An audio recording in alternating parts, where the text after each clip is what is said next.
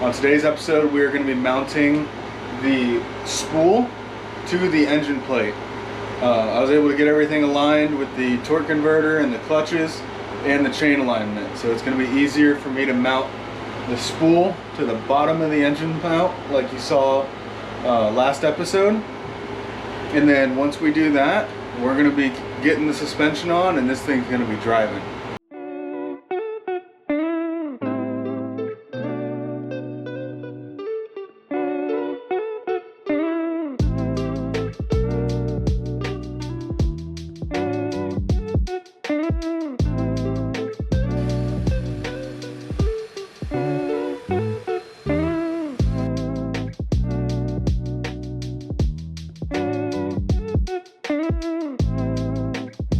So what I was looking at outside is basically if I can get this sprocket aligned with this window or bolt mount, whatever you want to call it, it's going to be lined up with the sprocket on the transmission. So I'm going to make some marks. Basically the brake mount is going to be hard pressed up against the side of this engine mount. So I'm going to figure out where to put this square tubing, because obviously we can't have it going through there. The engine's still got to bolt down somewhere.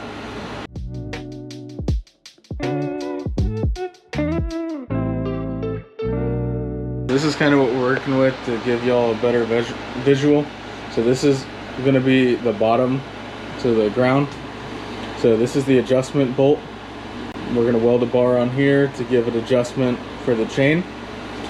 These are the mounting tabs for the spool. So I'm going to put these blocks under here to give us enough clearance for the chain. And see how there's a gap right there underneath the sprocket, and then the brake clears as well. So make sure we're lined up. Go ahead and get this piece of metal cleaned up and prepped for welding, and go ahead and tack weld these on here.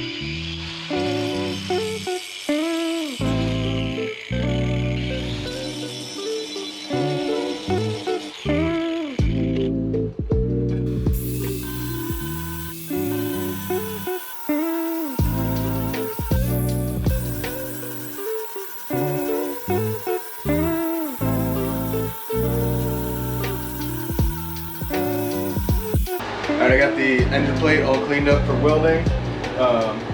I think I was having ground issues where I was grounding it on the last video. I was having a really bad time with the welder.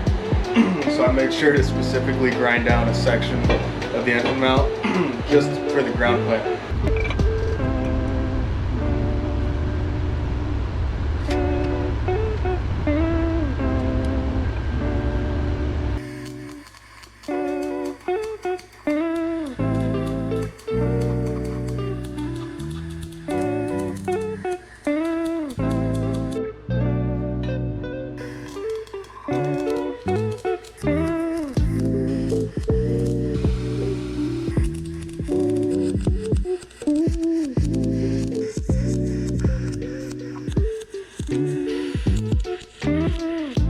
We just got the mounts for the spool welded up, the square tubing.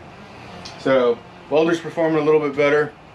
Still getting a lot of that popping. I'm gonna look into it a little bit more, try and figure out why. I was messing with the wire speed, that helped a little bit. So some welds on here are way better than others. So I'll show you guys here. Like that one on the end there is pretty good. There's a few others in here. This side looked okay. So some of them came out all right. I really want to figure out why the welder keeps doing that. Cleaned off the ground really good. So I was getting a good ground spot.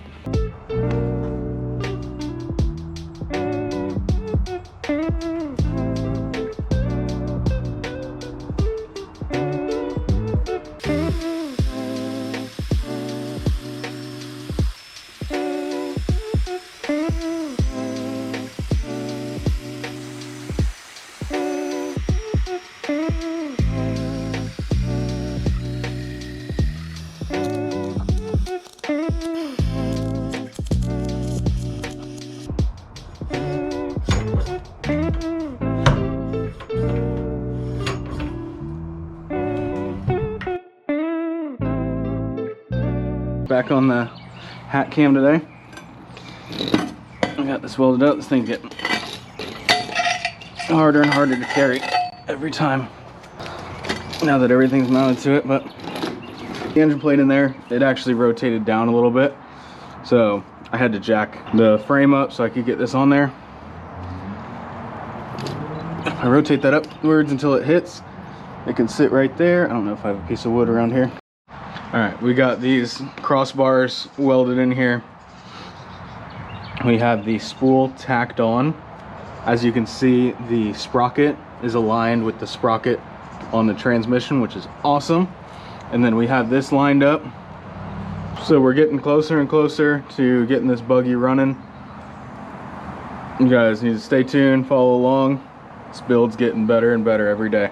Now you can see where the engine's gonna sit, how the spool's gonna sit on there. The brake is gonna be out to the side just for a little bit of cooling. And then the tires and wheels are gonna be on the outside of the frame, which is awesome. So this thing's gonna be very stable. Some of these early go-karts, the track width is almost in line with this bar, and they're very tippy.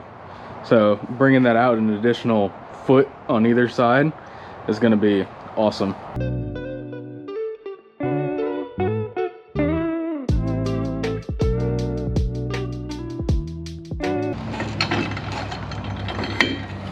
Yeah, got the secondary on there.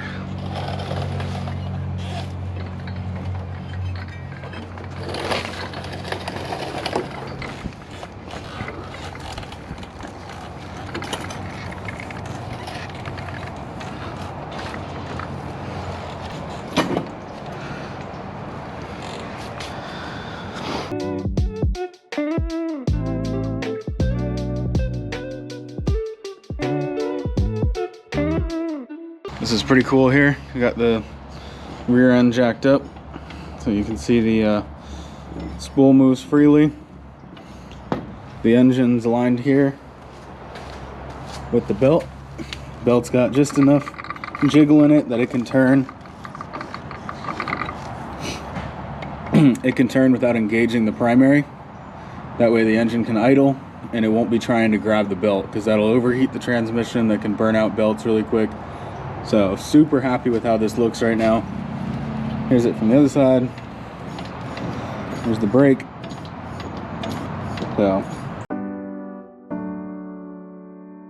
So we're out here working on the suspension of the $500 670 buggy. Rolling over a screwdriver.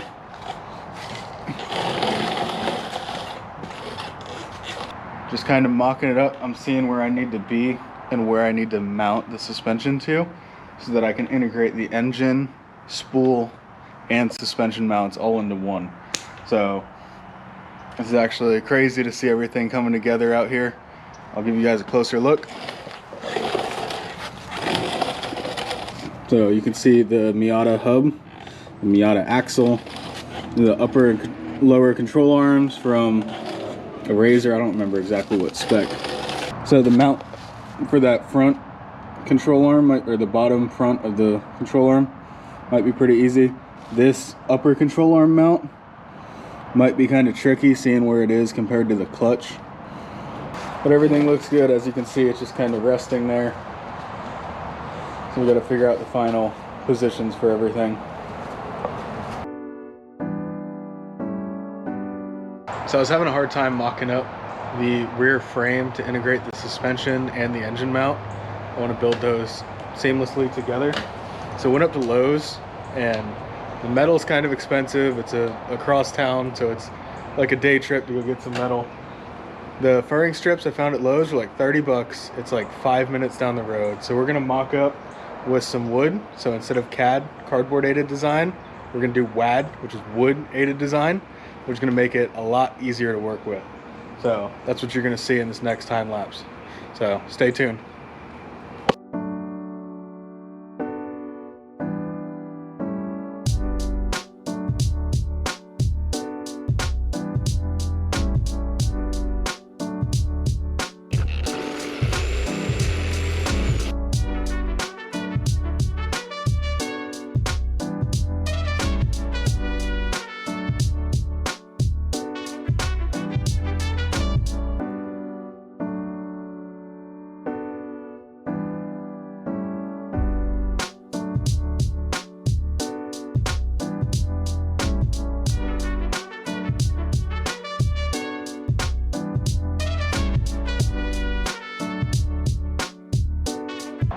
So we've been working on Buggy, on our WAD, the wood aided design.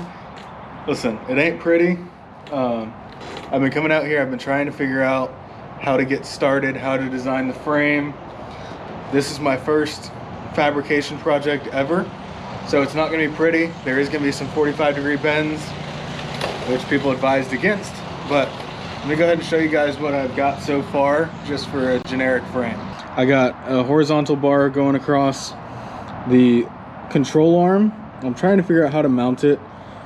I think I'm gonna mount it underneath. I'm gonna make some like skid plates under it so that it's not the lowest hanging.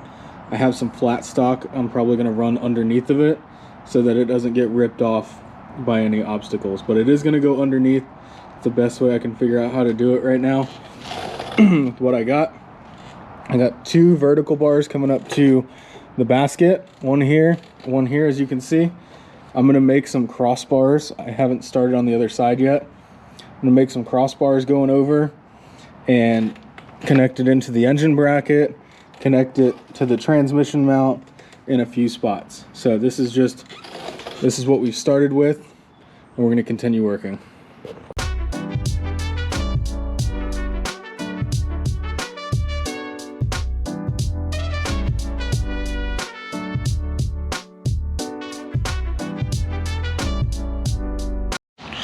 All right, here's my masterpiece so far.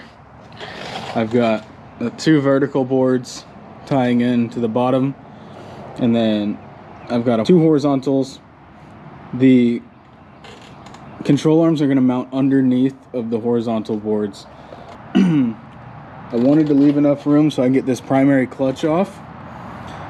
So I couldn't mount this upper control arm above that because I have to block the secondary. So I want to be at least able to get one of the clutches off if I blow like a belt out in the woods or whatever, if I carry a spare with me. Because if I have to cut to get the belt off, that's going to be a really bad day, because these belts burning up is pretty much inevitable from what I hear. And then this piece going across, I'm going to have a crossbar on the back, and we may be able to put additional supports to the engine mount, and maybe the engine mount to here. This is just the beginning. It's going to get a little bit more complex than this and tie the entire rear end together, and I would like to be able to add a small tow receiver as well. So yes, it looks ghetto, but this is way easier than scrapping a bunch of metal. So hope you guys like the mix of carpentry and fabrication.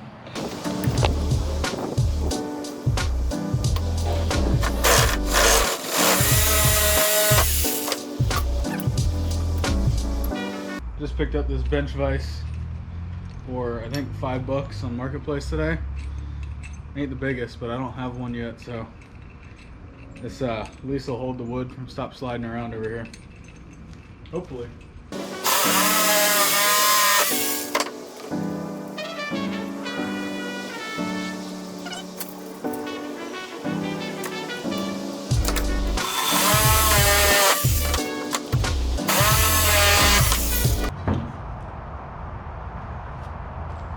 You guys haven't checked out our koozies. We got Block's Garage Fabrication on there. We got the Buggy Build on the back. Same with t-shirts. We got 4 t-shirts up on the website now. This one here, my favorite is the tan one I just got in. It says Facebook Marketplace is my impulse buy. It's got the buggy on a trailer with the mini bike. I know you guys, a lot of you guys like the mini bikes as well. Do plan on getting one of those for the channel eventually. But you guys head to the merch link. You guys have really helped us out.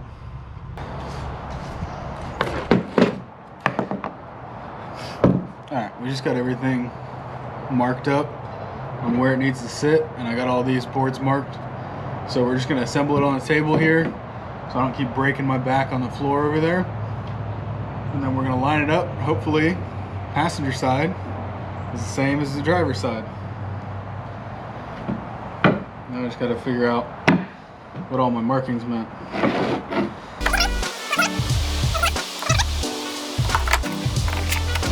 Again, I know it's probably weird seeing woodworking on a fabrication channel, but I just kind of dove right into the fabrication thing. I saw all these YouTubers online saying that they could build all these things in their backyard.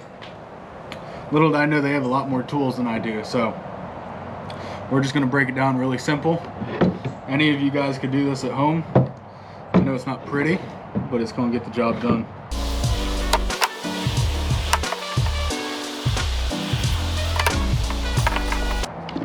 This one went in backwards. Woo.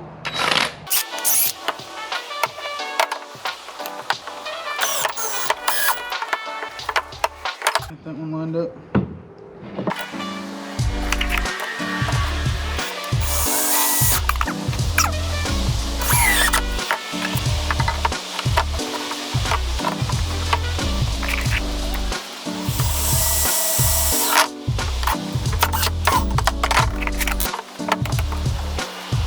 If you guys made it this far in the video, you guys make sure you like, subscribe, really helps us out.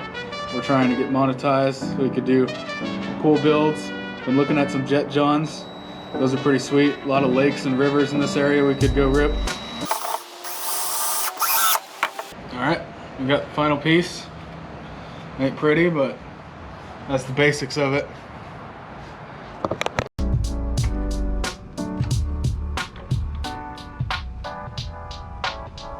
So the engine sits more over to the passenger side than the driver's side, just for the chain alignment where the transmission sits, which is fine. But now this is going to be extremely close to where the flywheel sits, to the housing of the engine. So we may have to lower this board, which is hard because we can't go much lower with the upper control arm the way that it was sitting. We're just gonna have to figure out what we're gonna have to do next, because this doesn't even want to sit in.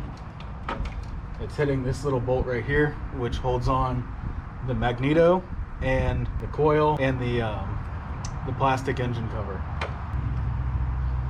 So this is why we were working with wood, because that's where it needs to be. And as you can see, it's completely hitting.